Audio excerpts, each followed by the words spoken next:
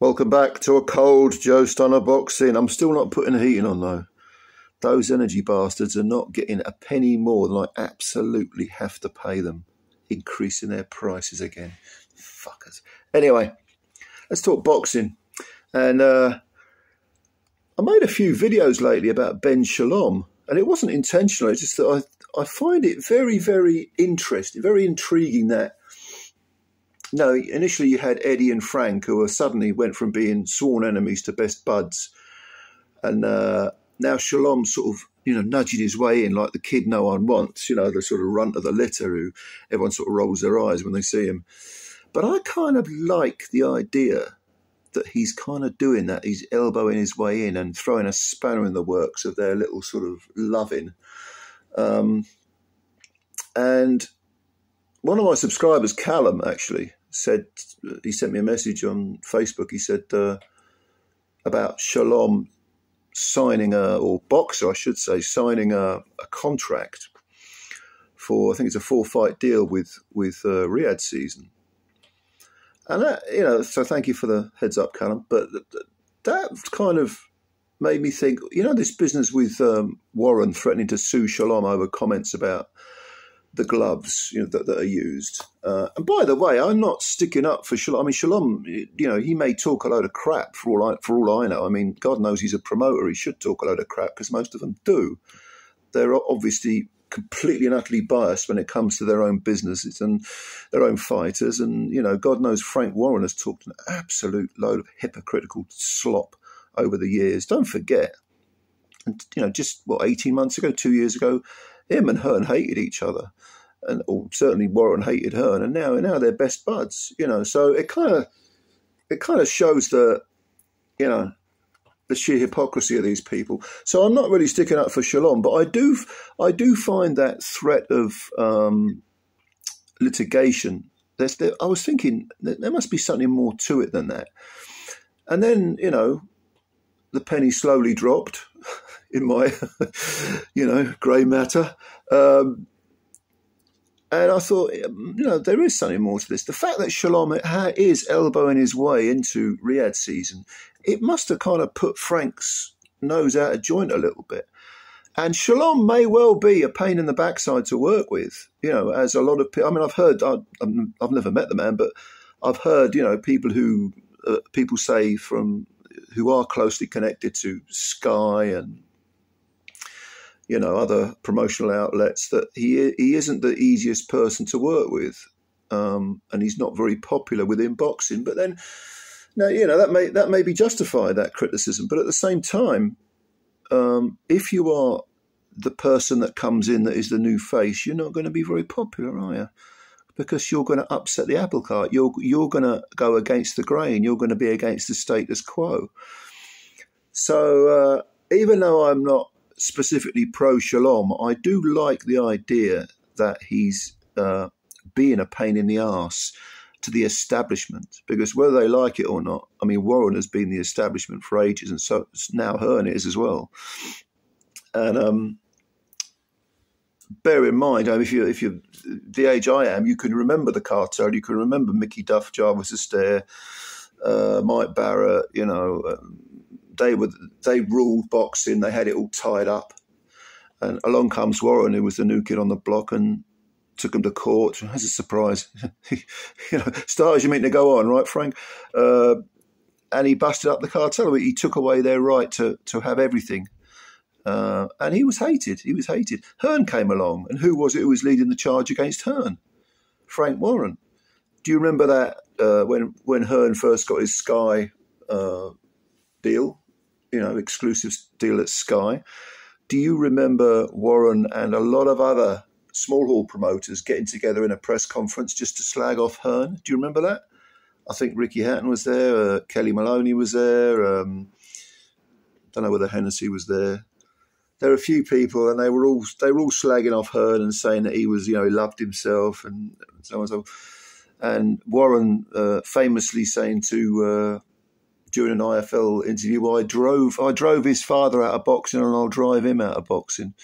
And then Barry Hearn comes back and says, the only way you'll be driving anyone, Frank, is if Eddie hires you as a chauffeur. That was a brilliant line.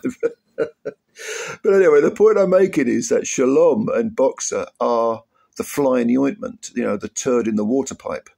And I kind of like that. Maybe it's the old punk in me, the old punk rocker. That probably is a bit. But I like a bit of anarchy. I like someone going against the grain, because that's what you need. You need checks and balances. You need someone to not be part of the establishment, causing ripples. But getting back to Shalom and Boxer signing a deal with Riyadh Season, with Turki Alalshikh. Got the old magic tablet on me, so I'm going to read a few odds and ends to you. Well, actually, I'll read the statement. This is on Boxer's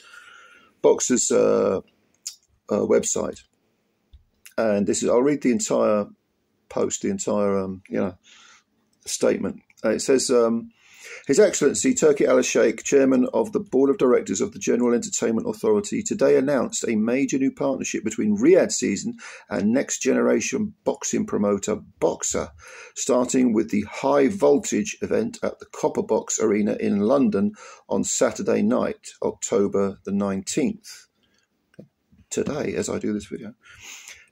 So, headlined by fast-rising superstar Adam Azim and the explosive O'Hara Davies. Okay. No relation to Gareth A. Davies, in case you were wondering. Or should I say Gareth A. Davies, in case you were wondering. Okay, the partnership sees Riyadh Season become official partner of all upcoming Boxer events in the UK and Ireland, with integrations into pre-promotional activity in the build-up to every show and as part of Fight Night. So I wonder if we'll get, very high production promos for Boxer shows. The collaboration brings together two entities with a shared vision of innovation and the growth of boxing globally. Riyadh Season has transformed the sport in the past 12 months, and this new partnership with Boxer is further evidence of its commitment to the future of boxing, with support for spectacular fight nights that entertain audiences in the UK and Ireland and internationally. Founded in 2018 by Ben Shalom, Boxer has grown rapidly to become one of the world's leading boxing promotions. Really? Okay. In just a few years, Boxer events air live in block capitals and exclusively on Sky Sports in the UK and Ireland, with a fast expanding international footprint of 150 plus territories globally, including a broadcast partnership with NBC in the USA. Boxer is home to a world-class stable of fighters featuring world champions, fan favourites, Olympic medalists and unbeaten contenders in both the men's and women's sport. Yeah, they have done a fair bit for the women's game, I'll give them that.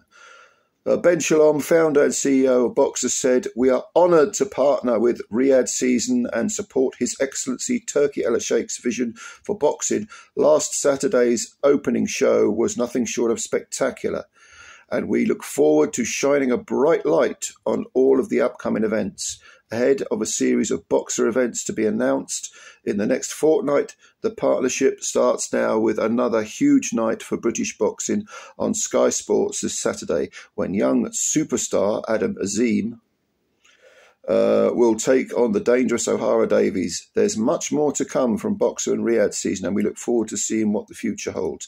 Okay, so considering all that, which obviously is all hyperbole, isn't it? Well, you heard me just read it.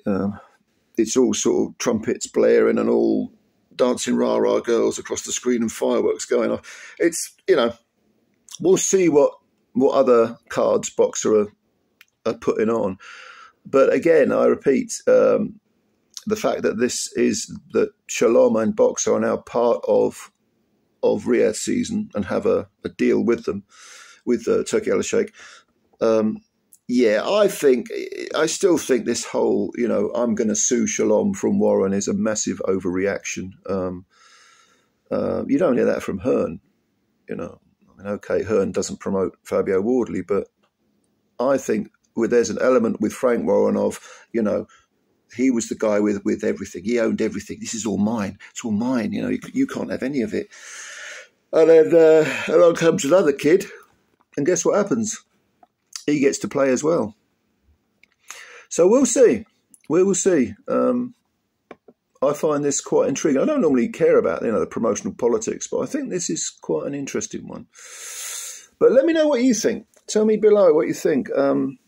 If you've got any opinions, of course, I hope you have. So I like reading your comments. And please, if you're new to the channel, you could subscribe. That would be great. That would help us out a lot because you're helping the channel. It costs you nothing. And if you like the video and you can hit that like button, I'd appreciate that too because they count them for some reason. All right, ladies and gentlemen, the weekend's here. I know it's pissing down out again. But I hope you have a good weekend. All right, much love. Take care. Bye for now.